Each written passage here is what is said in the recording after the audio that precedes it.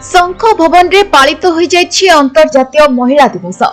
विभिन्न क्षेत्र में पारदर्शिता हासिल करथिबा महिला माननकु सम्मानित करिसेंती बीजेडी सभापति नवीन पटनायक।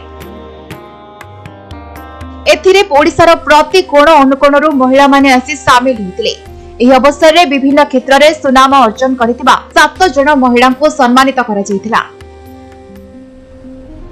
पूर्वतन स्वास्थ्य निर्देशिका डॉक्टर सेवा महापात्र, सर्वाधिक थर जिला परिषद निर्वाचन जितेथिबा कुंजलता सामल, सफल छतु चाषी जयंती प्रधान, संबलपुरी नाट्यकार ओजस्विनी महाल, गवेषिका ज्योतिर्मयी महांती, डॉक्टर रोजा घोष और निवेदिता लेंका को संबोधित करथिले नवीन पटनायक।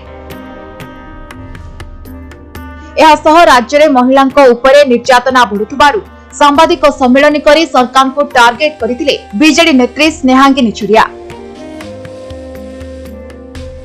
नारी माननकु राजनीति रे आगकु नेबारे दिने बिजू बाबूंको अवदान थिला और आज तांको सुपुत्र नवीन बाबू महिला माननकु 50% संरक्षण देई तांकु आउ पादे आगकु नेछंती बोले कहिथिले बीजेडी विधायक और बीजेडी नेत्री।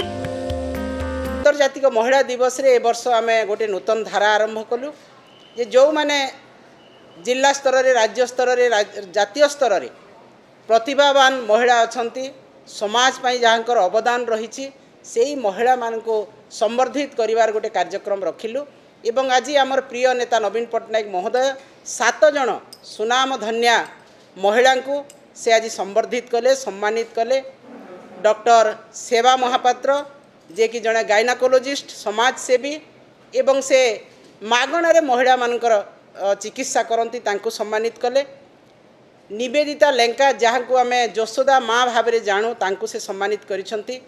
डॉक्टर ज्योतिर्मयी महांती जे कि जड़े गवेषिका, शिशु साहित्यिका एवं जड़े सुनाम धन्य लेखिका तांको मध्य मान्यवर नवीन पटनायक महोदय संवर्धित करिसंती। आज कोशली सम्बलपुरी भाषार नाट्यकार ओजस्विनी महार तांकर अनेक काव्य कविता नाटक आज कोशली सम्बलपुरी भाषा रे लेखा जाइछि एवं से अनेक स्थान रे मध्य एथिपाई संवर्धित हो सारे। तांको मध्य आज अंतर्जातिक महिला दिवस रे आमे संवर्धित कलु। डॉक्टर रोजा घोष तांको मध्य आमे आज संवर्धित करिछु। आज अंतरराष्ट्रीय महिला दिवस उपलक्षे आमर शंख भवन तरफ माने आमर महिला प्रेसिडेंट जो अच्छा स्नेहांगिनी छुरिया मैडम से आम समस्त को आह्वान जनइछंती। आज ये आम गोटे बहुत बड़ समावेश होती, बहुत बढ़िया प्रोग्राम टा होती महिला मान उपरे।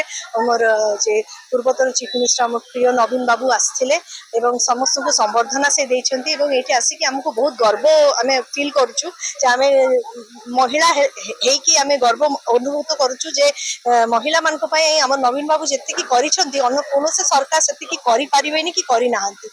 आज ओडिशार महिला जी सशक्त होती, सशक्तिकरण पूरा गोटे उदाहरण पूरा देश पाई। तो आज ये दिवसटा स्पेशली पालन करा जदि देखा जाए तो 365 डेज महिला मानकर दिन, कहीं महिला दिन बिना गोटे दिन भी चली पारिबो नाही, किंतु गोटे विशेष दिनटा कराई संबर्धना देवाई और सेलिब्रेट करने आम समस्त एकाठी होइछु। ओडिशार विभिन्न जिलूर बहुत शहे शहे महिला आसथिले एवं आमे बहुत बढ़िया रे पालन करछि। खाଇବା पिଇବା व्यवस्था भी होइछि, समस्त बहुत ख्याल रखा होइछि। भुवनेश्वर बिरंची नारायण साहू का रिपोर्ट, समय लाइव।